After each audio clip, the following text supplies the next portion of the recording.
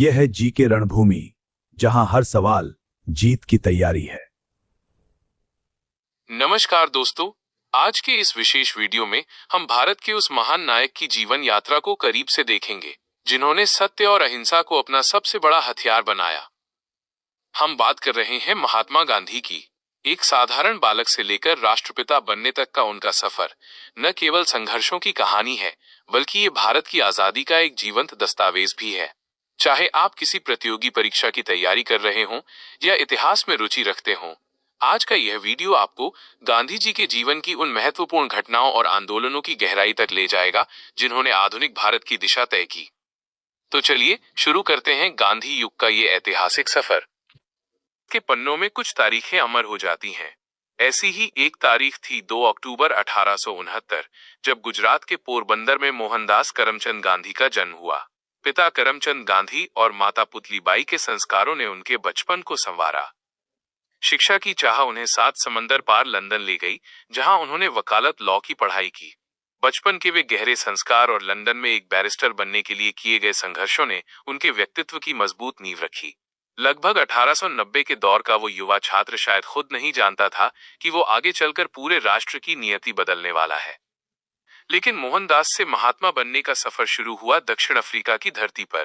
1893 में एक कानूनी केस के सिलसिले में वे वहां पहुंचे, लेकिन ट्रेन की एक घटना और नस्लवाद के कड़वे अनुभवों ने उनके भीतर के क्रांतिकारी को जगा दिया।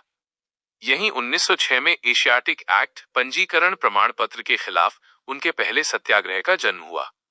अन्याय के खिलाफ लड़ते हुए 1908 में उन्हें पहली बार जेल की यात्रा भी करनी पड़ी। दक्षिण अफ्रीका का ये दौर उनके जीवन की वो प्रयोगशाला बना, जिसने सत्य और अहिंसा के सिद्धांतों को तराशा और उन्हें भारत की स्वतंत्रता के महानायक के रूप में तैयार किया। दक्षिण अफ्रीका की धरती पर अहिंसा और सत्याग्रह का लोहा मनवाने के बाद महात्मा गांधी का जीवन एक नए अध्याय की ओर मुड़ा। तारीख थी 9 जनवरी 1915, जब उन्होंने अपनी मातृभूमि भारत की मिट्टी पर कदम रखा। उनकी ये वापसी इतनी महत्वपूर्ण थी कि आज भी इस दिन को हम प्रवासी भारतीय दिवस के रूप में बड़े गर्व के साथ मनाते हैं। भारत लौटने के बाद गांधी जी शांत नहीं बैठे। उन्होंने देश की नब्ज को समझने के लिए जमीनी स्तर पर काम करना शुरू किया।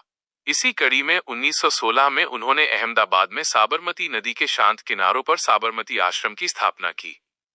ये आश्रम केवल एक निवास स्थान नहीं, बल्कि उनके सिद्धांतों की पाठशाला बना।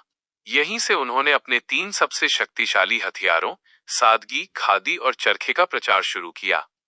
सादगी उनका जीवन था, खादी उनकी पहचान और चरखा आत्मनिर्भर भारत का प्रतीक। इन्हीं सिद्धांतों ने आगे चलकर भारतीय स्वतंत्रता संग्राम को एक ऐसी दिशा दी जिसने पूरी दुनिया को अचंभित कर दिया। भारत की धरती पर कदम रखने के बाद गांधी जी के सिद्धांतों की असली परीक्षा का समय आ गया था। 1917 में बिहार का चंपारण सत्याग्रह भारत में उनका पहला सफल आंदोलन बना, जहां उन्होंने नील की खेती के दमनकारी तंत्र के खिलाफ किसानों के अधिकारों की पुरजोर लड़ाई लड़ी। संघर्ष का ये सिलसिला यही नहीं रुका।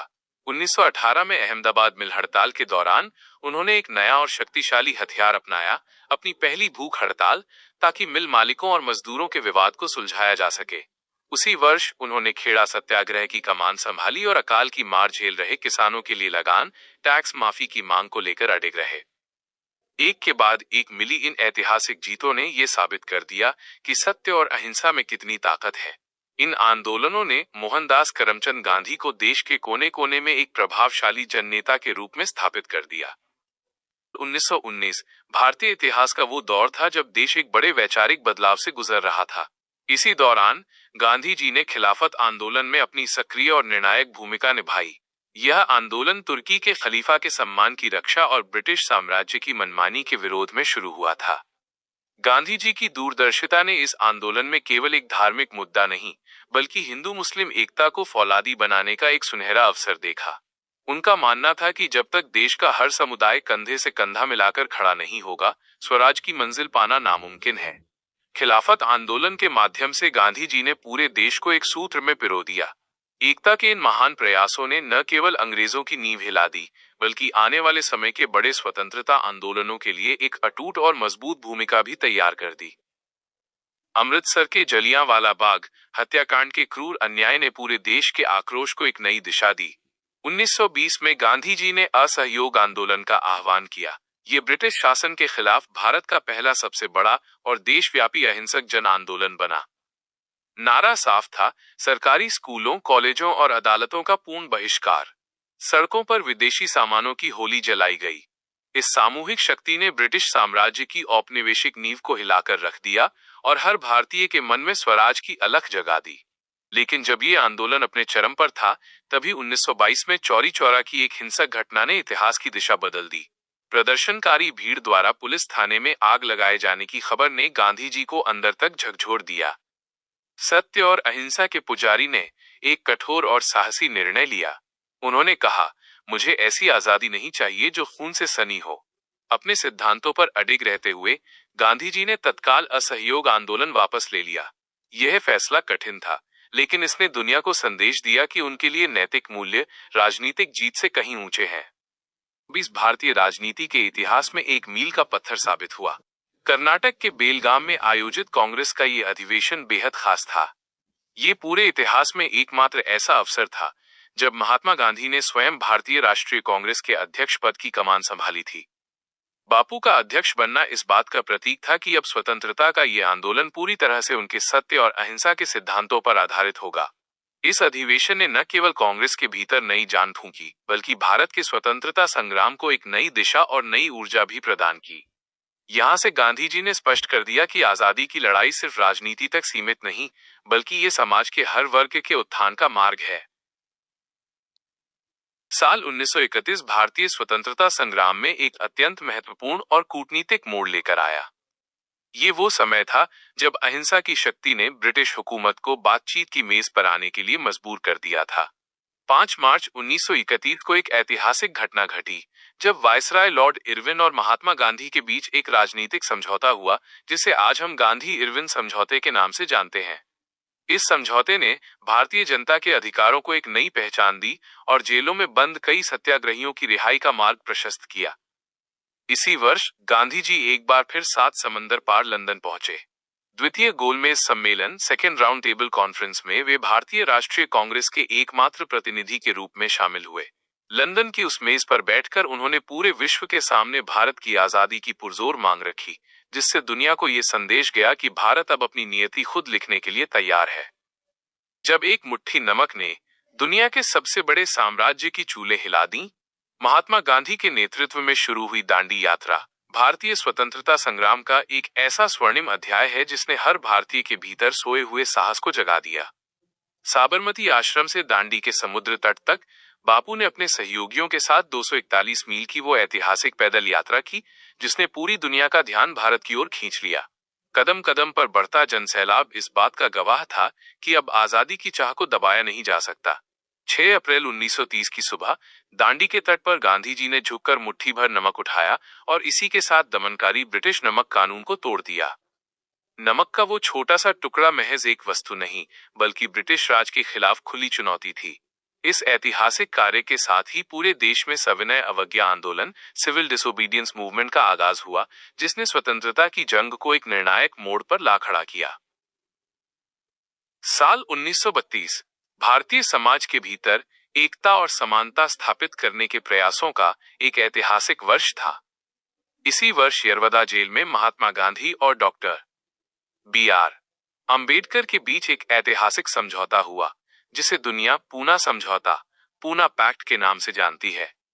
दलितों के आरक्षण पर हुए इस समझौते ने समाज के वंचित वर्गों को मुख्यधारा में जोड़ने और उन्हें अधिकार दिलाने की दिशा में एक बहुत बड़ा कदम उठाया। ये केवल एक राजनीतिक समझौता नहीं था, बल्कि भारतीय समाज को भीतर से मजबूत करने का एक संकल्प था। गांधी जी का मानना था कि सच्ची आजादी तब तक नहीं मिल सकती जब तक छुआछूत जैसी सामाजिक बुराइयां हमारे देश में मौजूद हैं। इसी उद्देश्य के साथ उन्होंने हरिजन सेवक संघ की स्थापना की। उन्होंने छुआछूत के खिलाफ एक राष्ट्रव्यापी अभियान चलाया और दलित उत्थान को अपने जीवन का एक मुख्य लक्ष्य बना लिया। बापू के इन प्रयासों ने यह साबित कर दिया कि स्वराज का अर्थ केवल विदेशी शासन से मुक्ति नहीं, बल्कि हर नागरिक के लिए सम्मान और समानता है। साल 1942 भारतीय स्वतंत्रता संग्राम का वो निर्णायक मोड़ जिसने ब्रिटिश साम्राज्य की विदाई की घोषणा कर दी थी। गांधी जी के नेतृत्व में पूरा देश अपने अंतिम संघर्ष के लिए उठ खड़ा हुआ था, जिसे हम भारत छोड़ो आंदोलन के नाम से जानते हैं। बंबई के ग्वालियर टैंक मैदान से बापू की आवाज गूंजी, जिसने हर हिंदुस्तानी के रगों में जोश भर दिया। उन्होंने नारा दिया, करो या मरो, डू और डाई। ये केवल एक नारा नहीं, बल्कि हर नागरिक के लिए एक संकल्प था कि अब आजादी से कम कुछ भी मंजूर नहीं। ये अंग्रेजों के खिलाफ किया गया अब तक का सबसे बड़ा और सबसे तीव्र प्रहार था, जिसमें भारत से उनकी तत्काल वापसी की मांग की गई थी। ब्रिटिश सरकार ने दमन का रास्ता अपनाया और गांधी जी समेत तमाम बड़े नेताओं को गिरफ्तार कर जेल में डाल दिया। लेकिन इस बार आंदोलन को कोई नहीं रोक सका।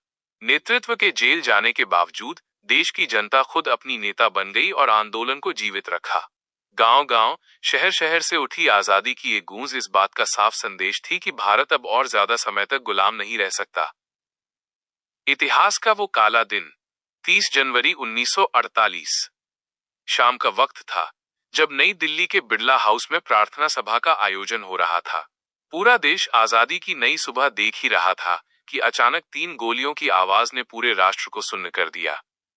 सत्य और अहिंसा के उस महान पुजारी की नाथूराम गोडसे द्वारा हत्या कर दी गई।